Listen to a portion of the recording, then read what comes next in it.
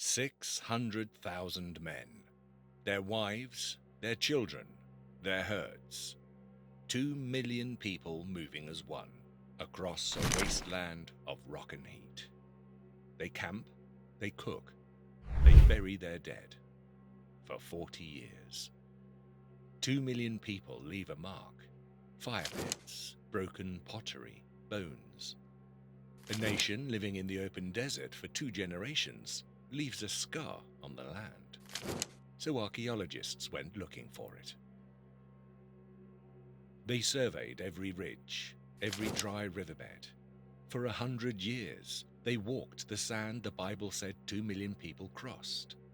And they found nothing. No camps, no bones, no Moses, no plagues in any Egyptian text, no record anywhere of slaves who rose up and walked out. On the surface, the verdict writes itself.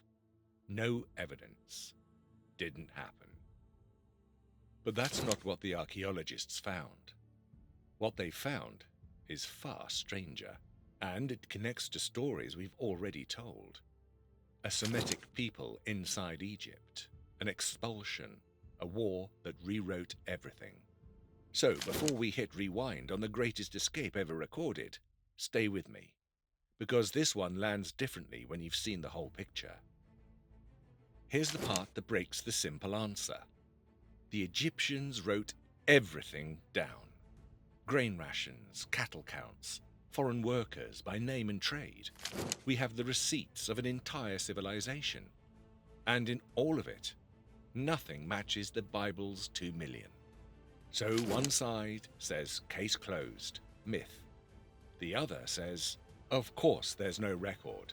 What empire carves its own humiliation into stone? Same evidence, opposite verdicts. And both sides are missing the same thing.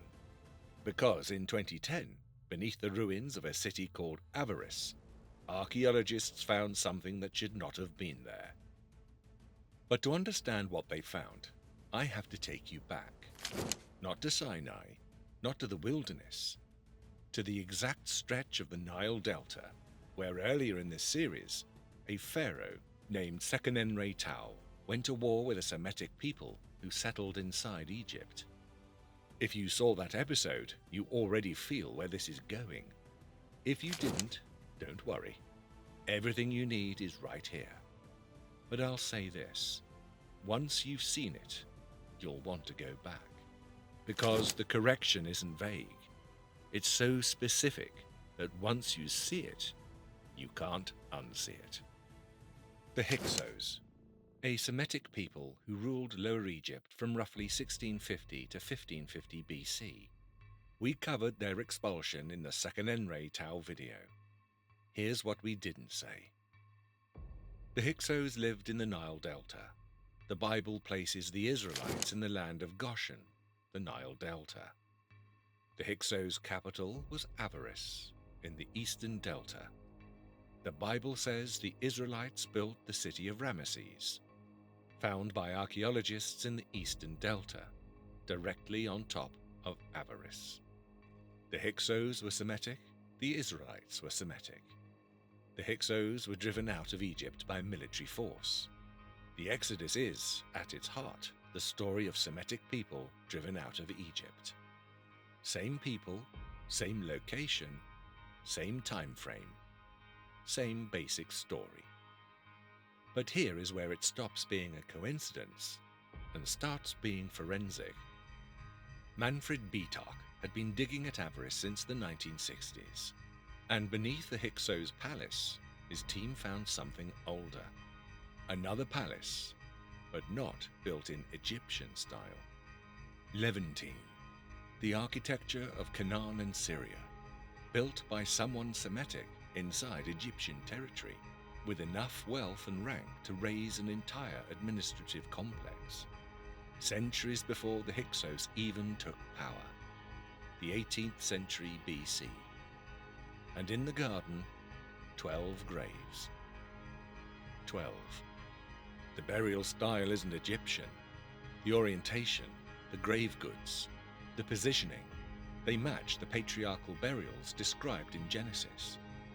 And on the walls, fragments of painted plaster, not Egyptian art.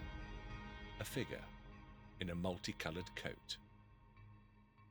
A Semitic man in a coat of many colors in an administrative palace in the Egyptian delta in the 18th century BC. Betarch chooses his words carefully, but he has written it in print, consistent with a high-ranking Semitic official living in Egypt, exactly as the Joseph story describes. Now imagine finding an ancient Egyptian document written by an Egyptian scribe for Egyptian eyes that reads like it was torn from the book of Exodus. Same darkness, same rivers running wrong, same world coming apart. An Egyptian describing his own civilization collapsing, and it sounds exactly like the Bible. It's called the Ipuwer Papyrus, an Egyptian lament, the written record of a society falling apart. Rivers turning red, people dying, darkness, crops failing, chaos. Now, most Egyptologists will tell you this is a literary device, a stock way of describing political disorder, and they're probably right.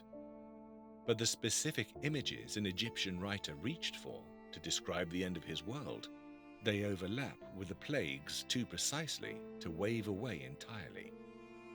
And then there's Thera. Around 1620 BC, the island of Thera in the Aegean erupted, the largest volcanic eruption in recorded human history. It threw ash across the entire eastern Mediterranean. It poisoned harvests for years. It sent tsunamis crashing into the Levantine coast, within the same window as the Hyksos. Water running red with contaminated runoff. Days of darkness under an ash cloud. Crops failing, livestock dying in poisoned fields. These aren't miracles, they're geophysics. The kind of event a writer centuries later might remember only one way, as the wrath of God. But here's the part almost nobody mentions. In 1896, a British archaeologist hauled a 7-foot granite slab out of the Egyptian sand, and carved into it, in hieroglyphics, was a single line about Israel, the only one in all of ancient Egyptian history. One line on one stone. We need to talk about what it says. The Merneptah Stele, carved in 1208 BC under Pharaoh Merneptah, son of Ramesses II, the pharaoh most often named as the Pharaoh of the Exodus. It's a victory moment, a list of peoples Egypt crushed in Canaan, and in that list, one line reads, Israel is laid waste, his seed is no more. His seed is no more, an erasure, carved in stone, by the very civilization that in the biblical account try to erase them. But it confirms something that can't be argued away. By 1208 BC, a people called Israel existed in Canaan. Real enough, significant enough, to be named in a pharaoh's victory inscription, in exactly the place the Bible said they ended up, after the Exodus. The stele doesn't prove the escape happened, but it proves they were real. So where does all this leave us? Because after 150 years of digging, the honest answer isn't yes, it happened, and it isn't no, it didn't. It's something more complicated than either. And I think you're going to find it more satisfying than the argument ever was. Here's what the archaeology can actually carry.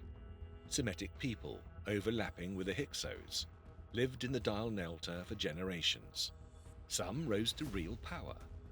A Levantine palace at Avaris, 12 Semitic graves, an official in a coat of many colors. At some point, they left or were driven out, under circumstances traumatic enough to become a people's founding memory. The 600,000 men? The Hebrew word for 1,000 can also mean clan. 600 clans is a different story entirely. and one the archaeology of ancient Canaan can actually support. The 40 years of wandering? Memory isn't a recorder. Trauma compresses time. 400 years of presence can collapse into 40 years of wilderness in the retelling. The plagues? No Egyptian record, but a volcano in the Aegean created conditions that looked a lot like several of them. What really happened is almost certainly smaller, more human, and more tangled than the Exodus as written. But it is almost certainly not nothing. Here's the thing about the Exodus debate that almost everyone misses. We keep asking the wrong question. Did it happen or didn't it? Yes or no? True or false? But that's not how memory works. And it's not how a people remember the worst and most defining thing that ever happened to them. Somewhere under the delta, a Semitic official was buried in a coat of many colors. Somewhere in Canaan, a pharaoh carved a people's name into stone just to boast he'd wiped them out, and instead preserved them forever. The Exodus, as written, may never have happened, but something did. Something real enough to outlive the empire that tried to erase it. Something that has lasted 3,000 years. And maybe that's the part the textbooks got wrong. The question was never whether it was true. It's why, of everything Egypt ever recorded, and everything it tried to forget, this is the story that refused to disappear. History doesn't forget, it gets rewritten.